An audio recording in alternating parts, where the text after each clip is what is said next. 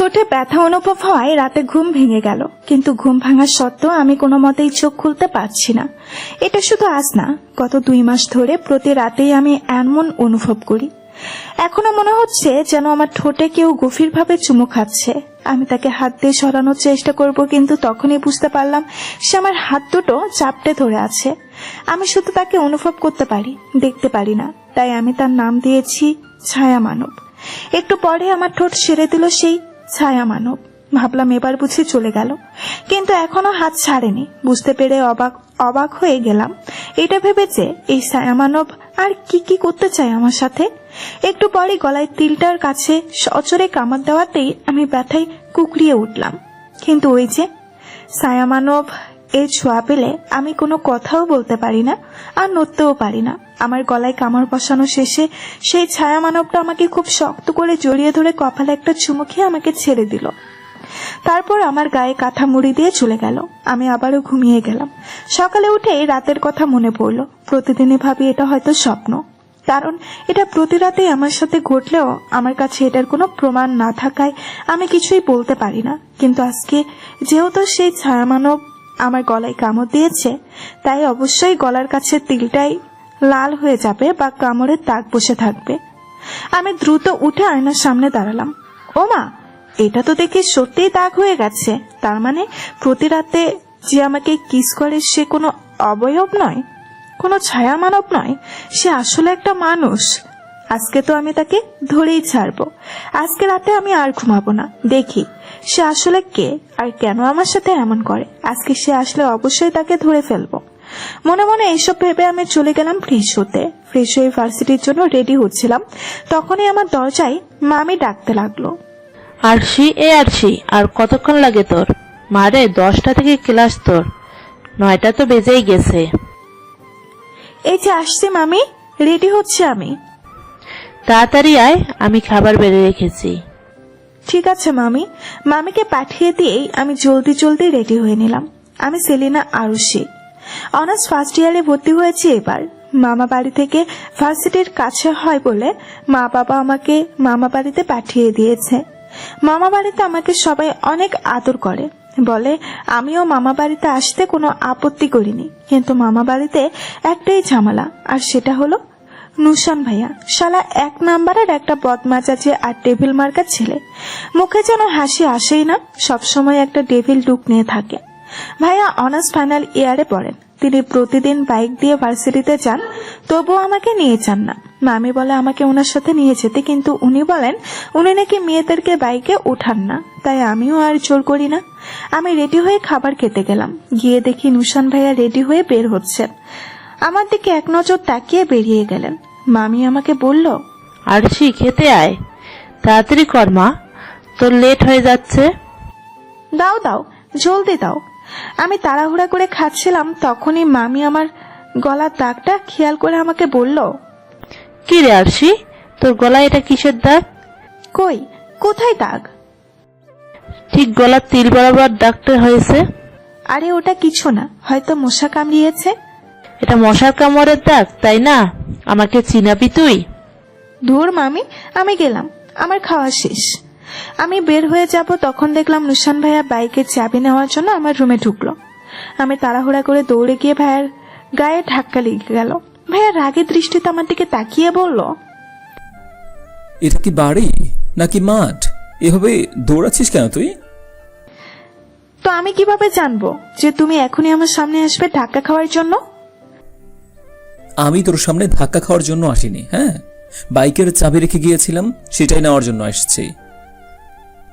খুব ভালো কাজ করেছ। এবার কি আমি নাচবো?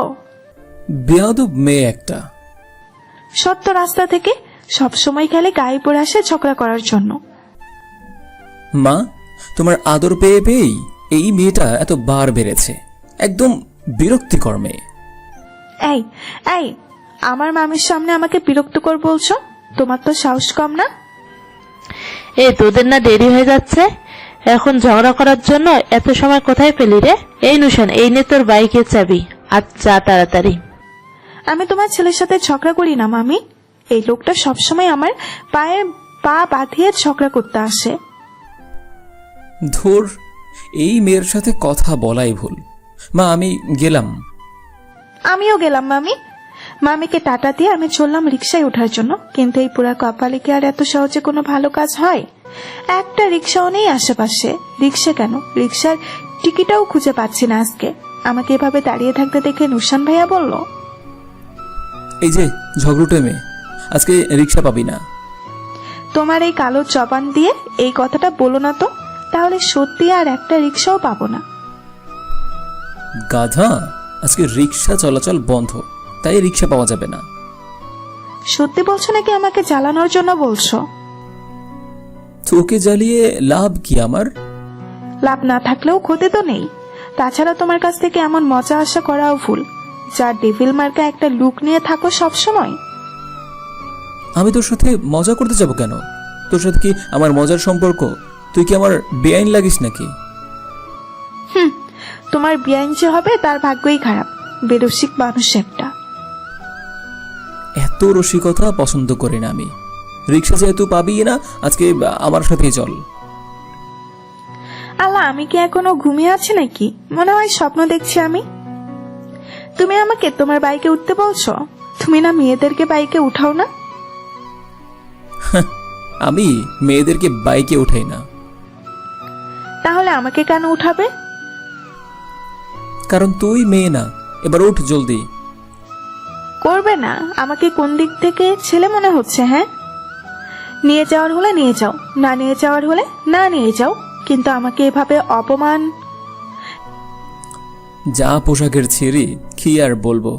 কালকে তোকে অনেকগুলো হিজাব কিনে দেব, সেগুলো বেঁধে ভার্সিটিতে যাস। আর তাহলে প্রতিদিন আমি বাইকে করে নিয়ে যাব। ঠিক আছে, কিনে তো দাও আগে। তারপর আমি নুসান ভাইয়ের বাইকে উঠে বসলাম। সেদিন আমরা প্রথমবারের মতো একসাথে ভার্সিটিতে গেলাম। কিছু দূর যাওয়ার পরে আমি ভাইয়ের কাঁধে হাত রাখলাম, আর তৎক্ষণাৎ নুসান ভাই কেঁপে উঠল। আমি ভয় পেয়ে বললাম, কি হলো ভাইয়া, এমন কেঁপে উঠলে কেন? আমাকে ধরলে আস্তে করে আলতোভাবে ধরবে। এভাবে ধরলে আমার হৃদয় স্পন্দন বেড়ে যায়, গায়ে কাটা দিয়ে ওঠে। আজব তো, আমি পড়ে যেতে নিচ্ছিলাম, তা তোমাকে ধরবো না? ধরবি, কিন্তু আলতো করে ধরবি। কথা বলতে বলতেই চলে গেলাম ভার্সিটিতে। আমি নেমে গিয়ে ক্লাসের দিকে ছুটলাম। গিয়ে দেখি এখনো ক্লাস শুরু হয়নি। আমি গিয়ে আমার পছন্দের সিটটাতে বসলাম। এই সিটটা থেকে বাইরের ক্যাম্পটা দেখা যায়। আমার ভালো লাগে এখানে বসতে। আমাদের লাস্ট ক্লাস হচ্ছিল, তখন নিচে তাকিয়ে দেখলাম নুসান ভাই একটা মেয়ের সাথে কথা বলছে। দেখে মনে হচ্ছে ওদের কথা কাটাকাটি হচ্ছে। এক পর্যায়ে ভাইয়া মেয়েটাকে একটা থাপ্পড় মারে। মেয়েটা কিছুটা অপ্রস্তুত হয়ে সেখান থেকে চলে গেল। আমাদের ক্লাস শেষ হলে আমি নিচে গিয়ে ভাইয়াকে খুঁজতে লাগলাম। দেখলাম ভাইয়া ক্যান্টিনে বসে তার বন্ধুদের সাথে কি নিয়ে যেন আলোচনা করছে। লোকটা তো এমনিতেই ডেভিল মার্কা, তার উপরে এখন চেহারার যে এক্সপ্রেশন দিয়েছে, এখন আরো বেশি করে ডেভিল মনে হচ্ছে। আমি গিয়ে ভাইয়াকে একটা ডাক দিলাম, ভাইয়া চলো, আমাদের যেতে হবে তো। দাঁড়া, যাবো আর একটু পরে। তুই এখানে বস আর বল কি খাবি। একটা জুস কিনে দাও। নুসান ভাই আমাকে একটা জুসের বোতল এনে দিল। আমি বসে বসে সেটাই খাচ্ছিলাম। তখন সেই থাপ্পড় খাওয়া মেয়েটা আবার আসলো। এসে নুসান ভাইয়ের কলার টেনে ধরে বলতে লাগলো, এটাই তাহলে সেই মেয়ে যার জন্য তুমি আমাকে ইগনোর করছো? কি আছে এই মেয়ের মধ্যে যা আমার মধ্যে নেই? এলিনা, পাগলামি করো না, ছাড়ো আমাকে। আমি তোমাকে একবার বলেছি না আমি তোমাকে ভালোবাসি না? তাহলে তুমি এমন ছেঁচড়ার মতো আমার পিছনে পড়ে আছো কেন? কারণ তুমি আমাকে রিফিউজ করার সাহস দেখিয়েছো। এই মেয়ে, ওঠ নুসানের পাশ থেকে। নুসান শুধু আমার, বুঝেছিস? আরে আরে, পাগল নাকি? আপনি আমার জুসের বোতলটা ফেলে দিলেন কেন? এখন তোর কাছ থেকে জুস নিয়েছি, এরপর নুসানকেও নিয়ে নেব। এবার আমি মেয়েটার উপরে প্রচন্ড ক্ষেপে গেলাম। বেয়াদব মেয়ে, জানে না শোনে না কি সব বলা শুরু করে দিয়েছে। আমিও রেগে গিয়ে বললাম, তাই তুই নুসানকে আমার কাছ থেকে কেড়ে নিবি? তোর এত সাহস? তুই শুধু আর গায়ে হাত দিয়ে দেখ, তারপর তোকে বুঝাচ্ছি কত ধানে কত চাল। আর সেই কি হচ্ছেটা কি? চল, আমাদের যেতে হবে না? আর চল এখান থেকে। এর সাথে কথা বলে মুখ নষ্ট করিস না। আরে দাঁড়াও না, আমি কি গিয়েছিলাম ওর সাথে ঝগড়া করতে? ও নিজে এসেছে আমার সাথে। আজকে ওকে বুঝিয়ে দিয়ে যাই আমি কে। তুই আমাকে বোঝাবি তুই কে? তুই আগে শোন আমি কে। আমি এলিনা, আমার বাবা এই ভার্সিটির টিচার। একেই বলে আপেল মুছে মার, মানে একটা মেয়ে কতটা বোকা হলে আমার সাথে ঝগড়া করতে আসে। দেখ মেয়ে, তুই যেই হোস, তোকে বলে রাখলাম আজকে থেকে যেন তোকে আমি নুশানের কাছাকাছি না দেখি, তাহলে আমার চেয়ে খারাপ কেউ হবে না।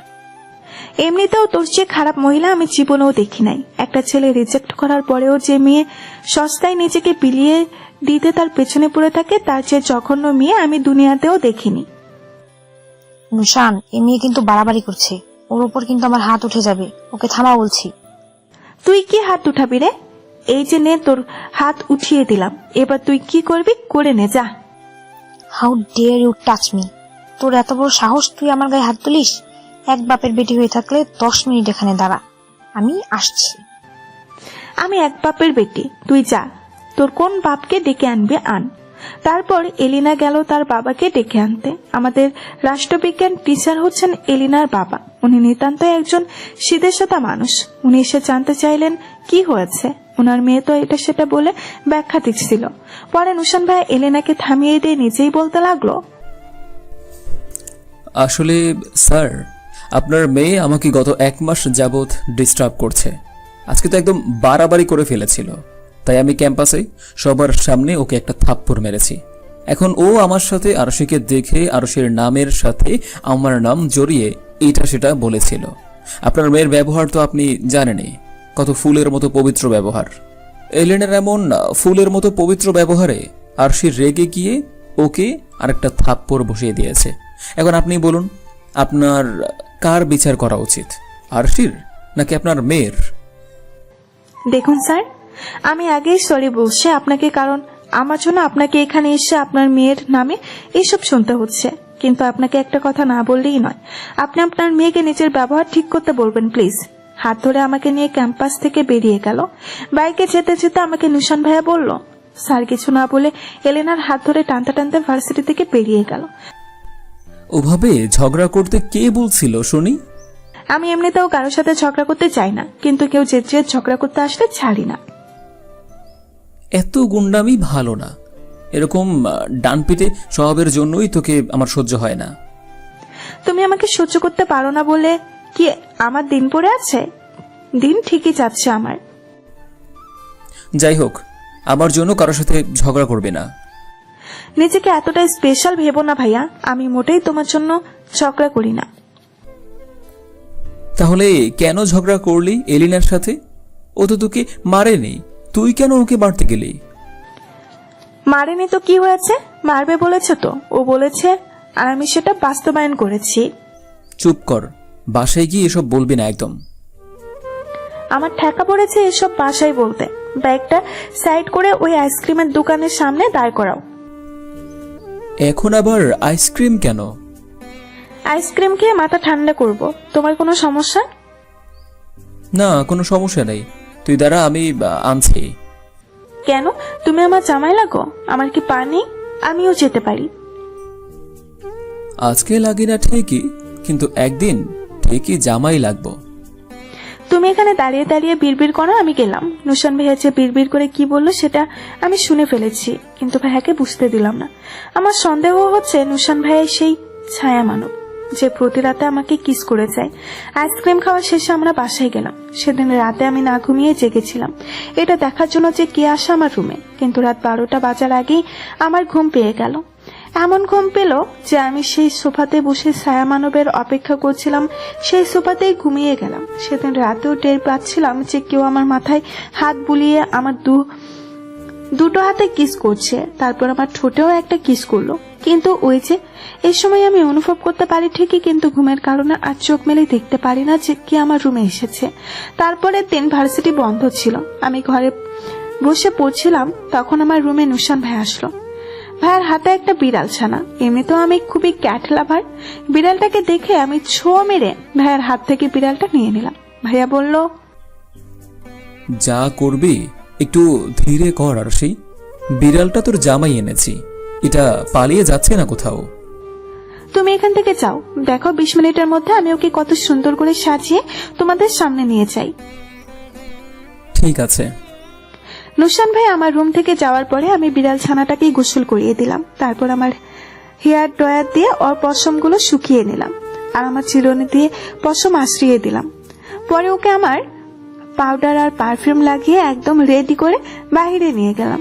সবাই তো আমার এই কাণ্ড দেখে হাসতে লাগলো। স্বামী বলল, বিড়ালটাকে তো আর বিড়াল রাখিসনি, বিড়ালিনী বানিয়ে ফেলেছিস। আমার সাথে যেহেতু থাকবে তাহলে এমন ভাবেই থাকতে হবে ওকে। আচ্ছা মামি, বলো তো ওর নাম কি রাখা যায়? কি নাম রাখবি? আর টমি রাখ। ধুর, টমি তো পোষা কুকুরের নাম, পোষা বিড়ালের নামটা টমি হয় নাকি? পোষা বিড়ালদের নাম মিনি রাখা হয়। ওর নাম হচ্ছে মিনি, সবাই ওকে মিনি বলে ডাকবে।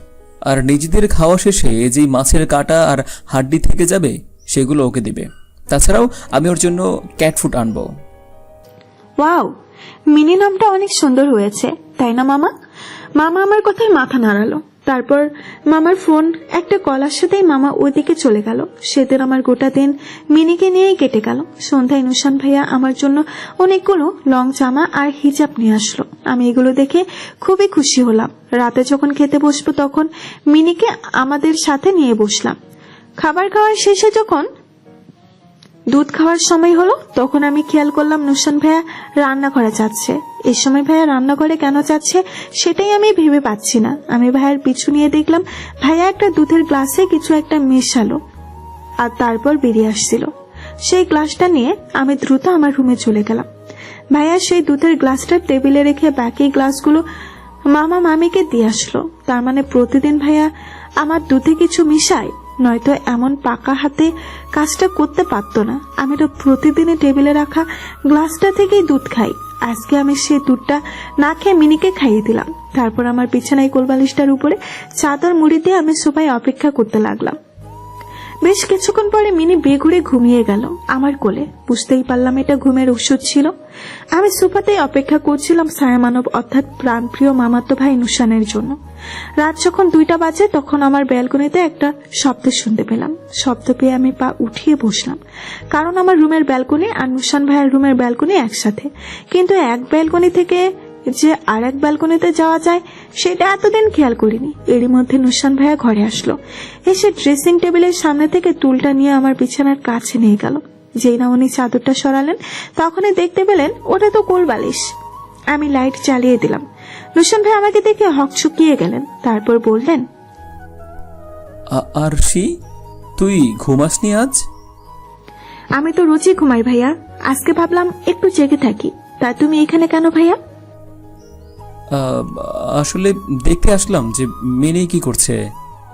মিনি তো তোমার দেওয়া ঘুমের ওষুধ মেশানো দুধ খেয়ে বিয়ে ঘুরে ঘুমাচ্ছে, যেমনটা আমি প্রতিদিন ঘুমাই। কি সব বাজে বাজে বলছিস? আমি কেন তোকে ঘুমের ওষুধ দিতে যাব? সেটা তো আজকে তুমিই বলবে mister Ahiyan Nushan.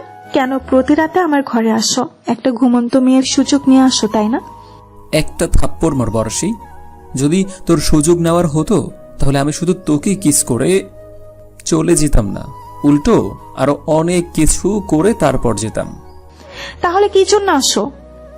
Kiss practice করতে?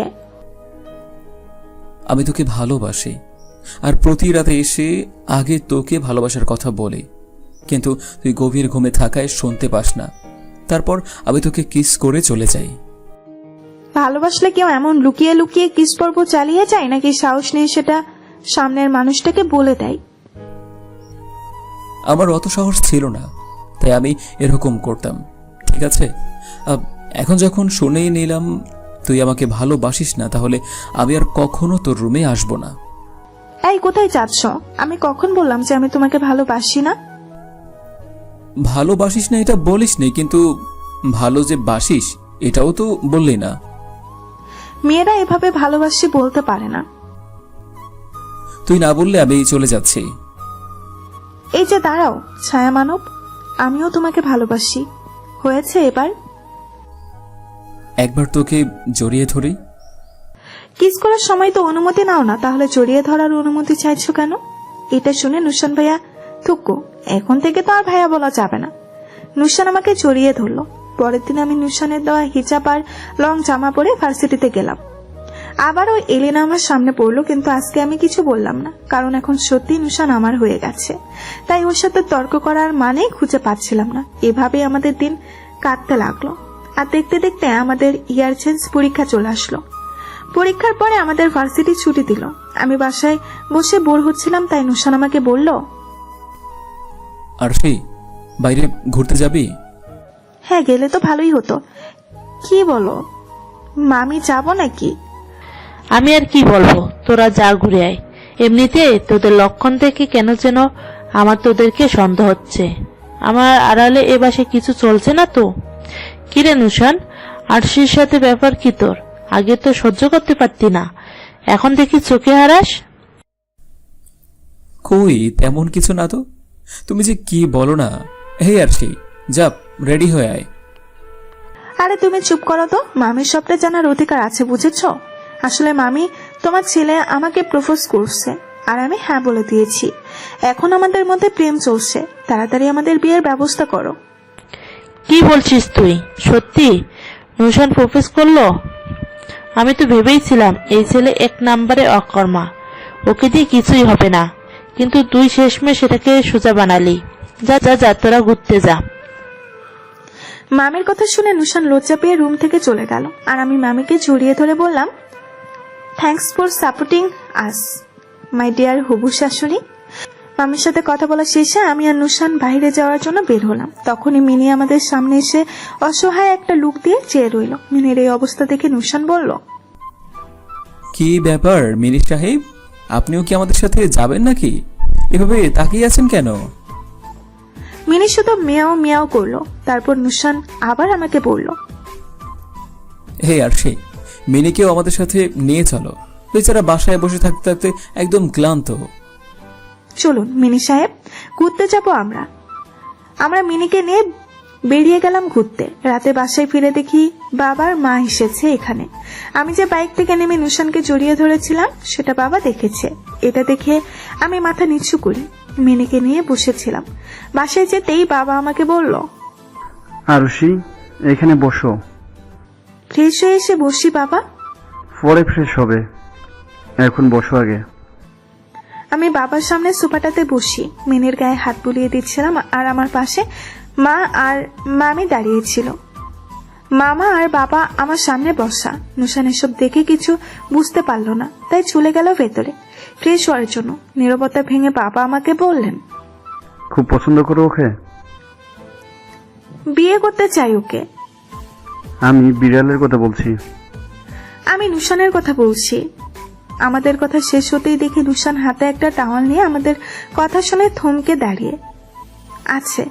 আমার এরকম সুজেসাপটা কথা শুনে নুশান এগিয়ে এসে বাবাকে বলল, ফুপা, আমি আরশিকে পছন্দ করি, আর আপনাদের কারো আপত্তি না থাকলে আমি ওকে বিয়ে করতে চাই। এখন আপনারা যা বলবেন তাই হবে। বাবা এতক্ষণ রাগী চেহারা নিয়ে আমাকে ভয় দেখাচ্ছিল, আর এখন ভয় দেখানো বাদ দিয়ে নিজের নর্মাল ফেসে হাসি ফুটিয়ে বলল, আমার আপত্তি থাকবে কেন রে বলদ? আমি তো নিজেই তোর সাথে আরুষির সম্বন্ধ নিয়ে এসেছিলাম। এসে তোর মায়ের মুখে এটা শুনে তো আমি খুব খুশি হলাম, আর এখন তো তোদের দুটোর মুখেও শুনে নিলাম। উফ বাবা, তাহলে এতক্ষণ আমাকে ভয় দেখালে কেন তুমি? আমি গিয়ে বাবার পাশে বসে পড়লাম। তারপর সবাই আলোচনা করে ভার্সিটি বন্ধ থাকতে থাকতে আমাদের বিয়ের দিন ফিক্সড করলো। তারপর সবাই মিষ্টি মুখ করলো। আস্তে আস্তে আমাদের বিয়ের দিন ঘনিয়ে আসলো। বিয়েটা মোটামুটি জাঁকজমক করেই হলো। বিয়ের রাতে আমি বাসর ঘরে বসেছিলাম, তখনই হঠাৎ কারেন্ট চলে গেল। আমি গরমে বিরক্ত হয়ে মাথার ঘোমটা খুলে পাখা দিয়ে গায়ে বাতাস করতে লাগলাম। এর মধ্যে নুশান চলে এলো রুমে এসে মোমবাতি চালিয়ে দেখে আমার এই অবস্থা। তারপর আমাকে মোমবাতির আলোয় দেখতে ব্যস্ত হয়ে পড়লো নুশান। একটু পর কারেন্ট চলে এলে নুশান এই অবস্থায় মোমবাতিটা একটু ফু দিয়ে নিভিয়ে আমার উপরে ঝাঁপিয়ে পড়লো। তারপর আমার ঠোঁটে ঠোঁট রেখে গভীর চুমো খেলো। তারপর বলল, এই প্রথম তুই জেগে থাকাকালীন তোর ঠোঁটে কিস করলাম। তুই জানিস তোর গলার তিলটা আমার কত পছন্দের? এই জন্যই তো তিলে কামড় বসিয়ে দাগ বানিয়ে দিয়েছ। তোর সৌন্দর্য দেখার অধিকার শুধু আমার, অন্য কেউ কেন দেখবে বল? তাই তো এমন করেছিলাম। জানো এটা এখনো ব্যথা করে? দেখ কেমন ব্যথা করে। আজকে তো আর একবার কামড় দেব এখানে। এটা বলে নুশান আমার গলায় কিস করতে লাগলো, আর আমি এই প্রথম সকালে নুশানের ছোঁয়া পেয়ে অস্থির হয়ে সাড়া দিতে লাগলাম। আস্তে আস্তে আমরা পাড়ি জমালাম ভালোবাসার রাজ্যে। এভাবেই না হয় চলতে থাক আমাদের ভালোবাসার গল্প। এমনই সব ভালোবাসার গল্প পেতে এখনই আমাদের চ্যানেল সাবস্ক্রাইব করুন এবং লাইক কমেন্ট করে আমাদের চ্যানেলের সাথেই থাকুন। এতক্ষণ পর্যন্ত আমাদের সাথে থাকার জন্য অসংখ্য ধন্যবাদ।